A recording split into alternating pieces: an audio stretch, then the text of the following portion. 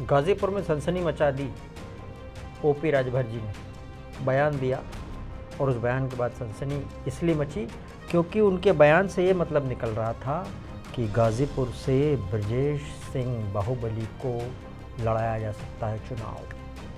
अब किसकी टिकट पे लड़ाया जा सकता है तो वही जाने, लेकिन सनसनी मचा दी। लेकिन क्या ऐसा हो सकता है? और ब्रजेश सिंह की दुश्मनी अफजाल अंसारी और उनके भाई मुख्तार अंसारी से जग जाहिर है।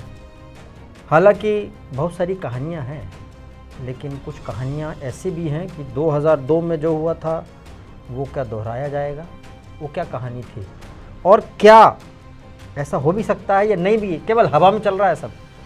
पंकज जी से पूछते हैं। पंकज जी, सब हवाबाजी है? देखिए भूपेन जी, अभी जब तक सीधे टिकट फाइनल नहीं हो जाता है, किसी का नाम अनाउंस नहीं हो जाता है, तब तक तो नहीं कह सकते हैं। और ये भी नहीं कह सकते कि हवाबाजी है, क्योंकि ओपी राजभर जी 2-3 महीने पहले भी जब बनारस गए थे तब भी उन्होंने वहाँ ब्रजेश सिंह को चुनाव लड़ाने की मंशा अपनी जाहिर की थी।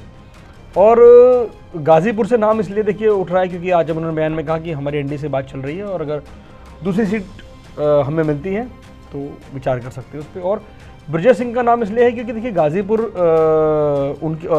उनका भी अपना पैतृक स्थान है, और मुख्तार अंसारी और अफजाल के परिवार का। और 2002 में गाज़ीपुर से इस पूरी दुश्मनी की शुरुआत हुई थी, और गाज़ीपुर में ही दोनों के गैंग के बीच तमाम शूट आउट हुए हैं। और चूंकि मुख्तार अंसारी अब नहीं है, लेकिन मुख्तार के अभी ठीक ना रहने के ठीक बाद जो है चुनाव है, तो चूंकि उसका जो क्या कहना चाहिए, एक जो सिंपैथी होती है, वो सिंपैथी का फ़ायदा ज़रूर जाहिर सी बात है अफजाल अंसारी उठाने की कोशिश करेंगे, और वो राजनीतिक रूप से उन्हें सूट करता है। लेकिन गाज़ीपुर में किसी बाहुबली या वो उस पूर्वांचल की हम बेल्ट की अगर बात करें तो होता क्या, देखिए अभी पूर्वांचल में भी या जहाँ पर भी बाहुबली लोग एग्जिस्ट करते हैं, वहाँ का जो माइंडसेट होता है वोटर का, जनता का, वो माइंडसेट ये होता है कि बाहुबली का मुकाबला कोई बाहुबली ही कर सकता है। कोई बहुत शरीफ कैंडिडेट आ गया तो लोगों का बहुत इंटरेस्ट नहीं रहेगा, हो सकता है वो चुनाव जीत जाए, वो एक बात का विषय है। लेकिन जो लोगों के बीच में चर्चा का विषय है, जो इंटरेस्ट है, जो पॉलिटिकल इंटरेस्ट है, वो तभी लोगों को लगेगा जब बाहुबली के खिलाफ कोई बाहुबली। उनका नाम तो माफियाओं की लिस्ट में है, ब्रजेश सिंह का नाम। ठीक है, माफियाओं की लिस्ट में बहुत सारे लोगों के नाम है, लेकिन जब तक आप सजा याफ्ता नहीं है तब तक आप चुनाव लड़ सकते हैं। और अभी तक ब्रजेश सिंह को इस मामले में सज़ा नहीं हुई, जिस मामले को लेकर अभी पिछले कई महीनों से जो है मुख्तार अंसारी और ब्रजेश सिंह के बीच 2001 में उसी चट्टी कांड हुआ था, फायरिंग हुई थी मुख्तार पर, उनके गैंग पर और ख़ुद उन पर। तो उसका आरोप कृष्ण राय प्लस त्रिभुवन सिंह के भाई अनिल सिंह, इनकी हत्या बाद में मुख्तार गैंग ने करवाई, और ब्रजेश सिंह इन पर लगा था। और ब्रजेश सिंह को लेकर उनका ये भी था कि भाई वीडियो कॉन्फ्रेंस से दोनों की सुनवाई चल रही है इस पूरे केस की। तो ऐसा माना जा रहा था कि, और अफजाल अंसारी के परिवार का आरोप भी यही है कि उसरी चट्टी कांड में सजा से बचने के लिए मुख्तार अंसारी के खिलाफ साजिश हो रही है।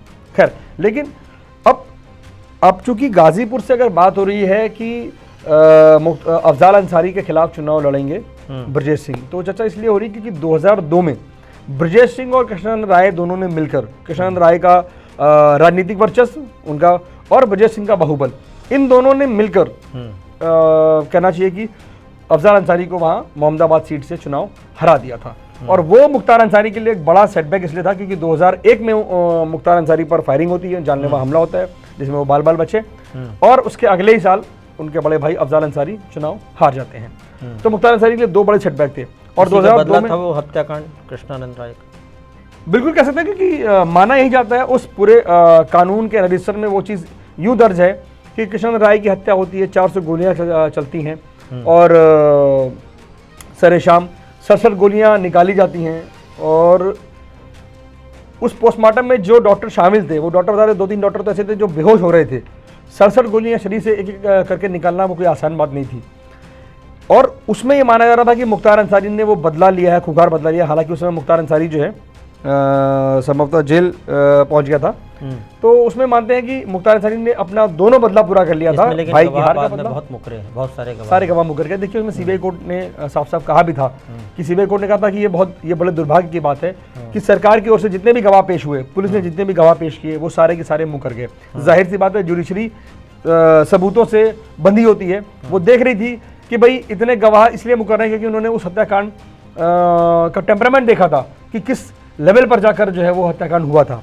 तो इसलिए मुझे लगता है कि एक चीज़ ये आपने कहा कि सहानुभूति है अफजाल अंसारी के साथ, क्योंकि मुख्तार के लिए लोगों के दिल में जगह थी, तो वो सहानुभूति और फिर ब्रजेश सिंह का अपना कद, दोनों के बीच मान लो टक्कर होती तो फिर क्या समीकरण बनता? देखिए समीकरण तो मैंने बताया ना, देखिए मुख्तार अंसारी को तो अब लौटना नहीं है, तो किसी मरे हुए आदमी के साथ जो सिंपैथी है वो रहेगी। लेकिन मेरा कहने का मतलब है कि अफजाल अंसारी के खिलाफ अगर कोई बाहुबली, ब्रजेश सिंह जैसे बाहुबली जैसे कि नाम आ रहा है, अगर ऐसा कोई कैंडिडेट आता है तो चुनाव बहुत रोचक होगा। और ये चुनाव फिर अभी अफजाल अंसारी का मानना है या उनके समर्थकों का मानना है कि चुनाव अभी एक तरफा होगा, ठीक है, क्योंकि वो एक तो विपक्ष में है, दूसरा अभी अभी हाल ही में मुख्तार अंसारी की मौत हुई है, तो एक होता है ना सिंपैथी जो होता है, सिंपैथी वोट, तो उसके साथ साथ अगर कोई ब्रजेश सिंह जैसा कोई नेता आता है, वो ब्रजेश सिंह जैसा कोई बाहुबली अगर मैदान में है बतौर कैंडिडेट, तो मुझे लगता है फिर ये चुनाव बहुत दिलचस्प होगा। उसके बाद जो लोग ये मान के चल रहे हैं कि नहीं अफजाल अंसारी की जीत तय है या अफजाल अंसारी के साथ जन समर्थन होगा, पर एक आरोप नहीं लगेगा कि भाई माफिया की लिस्ट वाले या बाहुबली की लिस्ट वाले व्यक्ति को टिकट मिल गया यहाँ से, देखिए भले वो राजभर की पार्टी से मिला हो। देखिए अब पिछली बार तो राजभर की पार्टी से अब्बास अंसारी विधायक बने, मऊ से अब्बास अंसारी मुख्तार का बेटा जो है वो विधायक बने। और दूसरा ये कि देखिए बाहुबली में आप ब्रजभूषण सिंह का नाम ले लीजिए आप, तो वो सांसद रहे। तो देखिए जब तक कि अब सिस्टम हमारा ऐसा है कि जब तक कि सज़ा नहीं हो जाती, सज़ा याफ्ता होते ही फिर बहुत सारे दाव पेच उसमें आ जाते हैं, आप चुनाव लड़ नहीं सकते हैं, तमाम चीज़ें। लेकिन जब तक कुछ प्रूफ नहीं होता है, जैसा कि मुख्तार अंसारी, आप देखिएगा अफजाल अंसारी ने हमेशा कहा, मुख्तार अंसारी ने हमेशा कहा कि मैं बेगुनाह हूँ, तब भी 5-6 मामलों में सज़ा होती गई लगातार। तो वो सिस्टम ऐसा था कि सज़ा कभी हुई नहीं, तो उन्होंने कहा कि सब झूठे आरोप हैं, ये सब राजनीतिक विद्वेष वाले आरोप है, राजनीतिक रंजिश वाले आरोप हैं। 40 साल में पहली बार सजा मैंने ना, तो वो सिस्टम ऐसा था कि उस सिस्टम के तहत कब सजा कभी हुई नहीं, सजा हुई नहीं तो ये लगा कि भाई हमने कुछ किया ही नहीं है, हमें झूठा फंसाया गया है, अगर हम गलत हैं तो कोर्ट हमें सजा दे। तो सजा इसलिए नहीं मिल पाई क्योंकि कभी गवाह नहीं मिल पाए, गवाह इसलिए नहीं मिल पाए क्योंकि पॉलिटिकल संरक्षण प्राप्त था, सबको मालूम था पूरे सिस्टम में कि भैया इनके खिलाफ गवाही देने में हमें जान का खतरा है। आज ऐसा नहीं है, आज 20 साल पुराने मुकदमे में भी FIR हो रही है, लोग गवाही देने को तैयार हैं, गवाहों को सुरक्षा मिल रही है। तो वो जब सिस्टम डेवलप हुआ तब सारे गुनाहों की फाइल खुलनी चालू हुई, तब पता लगा 40 साल पहले हमने कोई गुनाह किया था, उसमें हमें कुछ उसमें हमें कोई सजा नहीं हुई, हमारे खिलाफ FIR नहीं, तो इसका मतलब ये नहीं कि वो गुनाह नहीं हुआ, गुनाह तो वो हुआ बट वो गुनाह रजिस्टर नहीं हुआ। पर कुछ लोग बोल रहे हैं कि मनोज सिन्हा जी की फैमिली को टिकट मिल जाना चाहिए किसी को। देखिए मिल भी सकता है, वहाँ से कोई दिक्कत नहीं, मतलब चूँकि हालांकि क्या कहना चाहिए, कुछ भी हो, भूमिहार वोट बैंक वहाँ चूँकि कम है और OP राजभर जी का समर्थन रहेगा। मुझे लगता है कि जैसा मैंने आपको बताया कि जब एक बाहुबली खड़ा होता है मैदान में, तो उसके टक्कर में कोई बाहुबली जब लड़ता है तो उस चुनाव का एक अलग लेवल हो जाता है। मुझे लगता है कि OP राजभर जी की कोशिश यही होगी कि अगर उनको एक टिकट और मिलती है तो संभवतः गाजीपुर से वो एक बाहुबली उतार सकते हैं। हालांकि ये भी हो सकता है कि मनोज सिन्हा जी के परिवार का कोई सदस्य वहाँ पर आ जाए, क्योंकि मनोज सिन्हा जी की वो पैतृक सीट है और मनोज सिन्हा जी खुद भी रहे सांसद वहाँ से, तो मुझे लगता है कि वो भी हो सकता है। बट मैंने आपको बताया बाहुबलियों का जो राजनीतिक क्षेत्र होता है वहाँ का माइंडसेट यही है। ब्रजभूषण शरण सिंह के खिलाफ अगर कोई बाहुबली चुनाव लड़ेगा तब उस चुनाव का जो है टेम्परामेंट एक अलग लेवल का होगा। इसीलिए ब्रजभूषण सिंह चाहे वो निर्दलीय लड़े, भाजपा के साथ लड़े, सपा से लड़े, लेकिन वो चुनाव जीतते रहे हैं। इसीलिए और उसमें उनके बाहुबल का बहुत बड़ा योगदान है। उस बाहुबल को मैं बहुत नेगेटिव या पॉजिटिव नहीं, बट बाहुबल जो हम एक प्रचलित भाषा में बाहुबल है कि भाई वो उनकी छवि एक रॉबिन हुड टाइप की है कि भाई लोगों की मदद करते हैं, लेकिन उनके खिलाफ तमाम मुकदमे भी हैं। अब उन मुकदमों का क्या फैसला होता है वो एक अलग विषय है, लेकिन जब तक कोई फैसला नहीं हो जाता है, सजा नहीं मिलती है, तब तक उनके पास चुनाव लड़ने का अधिकार है। और इसी तरीके से मुझे लगता है ब्रजेश सिंह के पास भी चुनाव लड़ने का अधिकार है। तो आपने रॉबिन हुड बोला, तो रॉबिन हुड मुख्तार और अफजाल मतलब दोनों को कहा जाता है कि रॉबिन हुड, तो ब्रजेश को भी कहा जाएगा, फिर तो उसको भी कहा जाएगा। देखिए मैं आपको बताता हूँ, बाहुबलियों के साथ एक बाहुबली जो होते हैं, बाहुबलियों के साथ एक उन्हें अपना एक सामाजिक, देखिए वो बड़े आदमी से टकराव उनका होगा।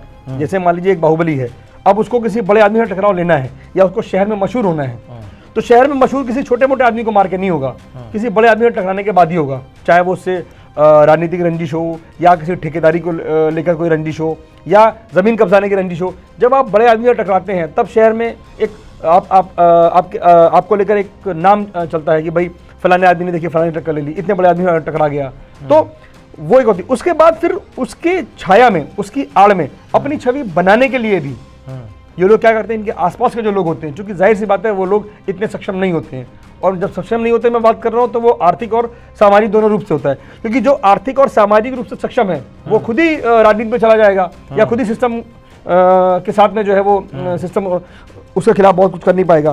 तो ऐसे लोग जो होते हैं वो उन छोटे छोटे लोगों को, छोटे गरीब, मान लीजिए किसी की शादी हुई गाँव में, तो जाहिर सी बात है उसने देखा कि भाई आपके पास आप 5 गाड़ी से चलते हैं, उसने कहा कि साहब मेरी बेटी की शादी है, मुझे इतने रुपए की जरूरत है, उसने आपको पैसे दे दिए।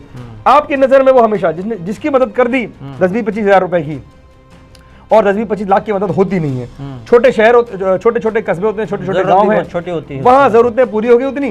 किसी ने कुछ कह दिया, पड़ोसी झगड़ा हो गया, उसने जाके वहाँ धमका दिया उसको कि आज के बाद तुम लोग आपस में प्यार से रहोगे, तो वो झगड़ा हमेशा के लिए खत्म हो गया। इस तरह की छोटी छोटी चीजें जो है वो करते रहते हैं अपनी छवि को मेंटेन करने के लिए। चीज मतलब वो चूंकि बात खुली है इसलिए, यूपी और बिहार में ही इतना ज्यादा बोलबाला क्यों है बाहुबलियों का? देखिए, क्या इसका फिल्मों का असर था, गैंगस्टर फलाने जी और हाजी मस्तान जी, इसके बाद ये असर था, कुछ और असर था? नहीं भूपेंद्र, देखिए फिल्में हमारे समाज का आईना होती हैं। जो कुछ फिल्मों में दिखाया गया वो कहीं घटा, जब घटित हुआ तब वो पर्दे पर आया, और जब समाज में घटा उसकी चर्चा हुई, लोगों के बीच में चर्चा होती रही, कहानियां बनती रहीं, सुनती और सुनाई जाती रहीं, तब वो चीज़ें पर्दे पर आई। होता इसलिए कि देखिए उस परिवेश का जो होता है ना, जैसे मैंने कहा कि आपको लखनऊ में ये नहीं हो सकता है, लखनऊ में कितने बड़ा बाहुबली चलाने वाले वो बाहुबली दिखा नहीं सकता है, वो आजमगढ़ में दिखा सकता है, वो मऊ में दिखा सकता है, वो बलिया में दिखा सकता है, गाजीपुर में हो सकता है, कुछ हद तक बनारस में भी हो सकता है। लोकल परिवेश आपका बहुत डिपेंड करता है कि बाहुबली, दिल्ली में कोई बाहुबली टाइप की छवि आपको नहीं मिलेगी, आपको लखनऊ में बाहुबली टाइप की छवि नहीं मिलेगी, आपको साउथ में बाहुबली टाइप की छवि नहीं मिलेगी, है ना। तो परिवेश डिपेंड करता है। जैसे मान लीजिए मुंबई है, अब मुंबई में अरुण गवली एंड गैंग बहुत दिन तक चुनाव लड़ा, मेरा ख्याल पार्षद भी रहा अरुण गवली, तो वहाँ है क्योंकि वहाँ पर एक सिस्टम ऐसा था, वो इकोसिस्टम ऐसा था कि जहाँ पर वसूली चलती थी, वो चलती थी। तो आपका सामाजिक जो परिवेश होता है वो बहुत कुछ तय करता है। गरीबी शायद या थोड़े वक्त या जरूरत, गरीबी और दूसरा मौके, जहाँ पर भी सरकारी मौके आए। देखिए गोरखपुर हुआ, जब से ये शुरू हुआ, मुझे याद है लेट 80s की बात है, गोरखपुर है, बनारस है, गाजीपुर है, तो जब बलिया है, यहाँ पर जब भी मऊ है, जब यहाँ पर ठेकेदारी व्यवस्था शुरू हुई, लगा कि सरकार को लगा कि यहाँ बड़े बड़े ठेके हो सकते हैं, रेलवे के स्क्रैप के पहले होते थे, तो जब भी कभी ऐसा बाहुबल होता है इसलिए कि सबसे पहले आपको आर्थिक रूप से मजबूत होना होता है, और आर्थिक रूप से मजबूत आप एक दिन में नहीं हो सकते हैं। आर्थिक रूप से मजबूत अगर आपको एक दिन में होना है, रातों रात होना है, तो उसके लिए फिर आपको इसी तरीके के काम, किसी का ठेका आपने हड़प लिया, कहीं जाकर आपने जो है बड़ी वसूली कर ली, कहीं आपने सुपारी ले ली किसी की, ये सब काम होते थे। और उससे दो फायदे होते थे, एक तो आपका आर्थिक फायदा हो गया, रातों रात आपने जो है रेलवे के स्क्रैप का ठेका जो है हथिया लिया, तो आप लखपति करोड़पति बन गए। साथ ही साथ समाज में मैसेज गया, तो आपके प्रभाव का मैसेज गया, आपका प्रभाव भी फैल गया और आपके पैसे भी आ गए। सिर्फ रेलवे नहीं है, प्राइवेट कंपनीज भी, एलन सोली वगैरह के ब्रांड के नाम आते हैं। हाँ, वो अब देखिए बहुत सारे ऐसे बड़े बड़े आपने जब जमीन कब्जा ली, उस पर आपने एक मॉल बनवा दिया। तमाम ऐसे मॉल पे बुलडोजर चले हैं, चाहे वो अतीक अहमद हो, चाहे वो मुख्तार अंसारी हो, तमाम ऐसे माफियाओं के उस पर चला है कि अवैध जमीन कब्जा ली पहले सड़क की, मौके की जमीन देखा, वहाँ कुछ लोग हैं, उनको आपने मनमाने दाम पर उनसे जमीन खरीदी, कोशिश की, अगर उन्होंने बेचने से इनकार किया, एक आध परिवार का कोई आदमी किसी को मार दिया गया, कुछ हुआ गया, और उसके बाद फिर वो जमीन। मुझे लगता है अब बाहुबली पैदा नहीं हो सकते इस समय, क्योंकि सरकार गरीबों को गरीब रहने नहीं दे रही है, उनको सारी सुविधा दे रही है, मैक्सिमम सुविधा तो दे रही है। अभी क्या है कि देखिए, जब भूपेंद्र जी, जब क्राइम जब रिपोर्ट होने लगता है और उस रिपोर्टिंग पे जब कार्रवाई होने लगती है, जब एक्शन होने लगता है, तो फिर ये जो पूरा इकोसिस्टम तैयार होता है, ये बाहुबलियों को रोकता है सिस्टम में नए बाहुबली पैदा होने से। जैसा कि आप कह रहे हैं, अगर किसी, मान लीजिए गरीब आदमी है, उसके खिलाफ किसी दबंग ने शहर के या किसी पैसे वाले ने कोई उस पर कोई जुल्म किया, वो थाने गया, पुलिस आई, उस आदमी से पूछताछ हुई और उसके बाद उस पर FIR हुई, FIR हो गई, बड़े आदमी के खिलाफ करा दी छोटे आदमी ने, तो आप समझिए सिस्टम काम कर रहा है। उसके बाद उस पर सुनवाई हुई और दोबारा वो आदमी उसको धमका नहीं पाया, और उस FIR के खिलाफ, FIR के दम पर केस हो गया और गवाहियां चल रही हैं, और उसके बाद पता लगा कि उस आदमी को सजा हुई या कोर्ट ने जो भी उसको दंड दिया, मतलब कानून का डंडा चल रहा है। हाँ। तो वो सिस्टम जब बनता है ना, तो पूरा सिस्टम क्राइम रिपोर्टिंग शुरू होता है। जैसे मुख्तार के खिलाफ जब LMG वाला केस आपको याद होगा, उसमें रिपोर्टिंग ही नहीं हुई। शैलेंद्र, जब रिपोर्ट जी DPSP शैलेंद्र सिंह की जब उन्होंने रिपोर्ट करना चाहा उस मामले को, तो IG से लेकर और DSP तक सब सारे लोग सस्पेंड हो गए इसमें। शैलेंद्र सिंह का मैंने रोता हुआ वीडियो देखा जी, बोले हमने क्या कुछ नहीं सहा जी। तो कहने का मतलब है कि जब रिपोर्टिंग इस तरह की होने लगती है क्राइम के खिलाफ, बड़े आदमी के खिलाफ जब आपने एफआईआर दर्ज कर ली, पुलिस ने एफआईआर दर्ज कर ली, तो इट मीन्स कि उस आदमी की सुनवाई हो रही है। सिस्टम पूरा ऐसे काम कर रहा है कि अब उस सिस्टम में बाहुबली नहीं पैदा होंगे। ब्रजेश सिंह मान लीजिए खड़े होते तो जीतेंगे?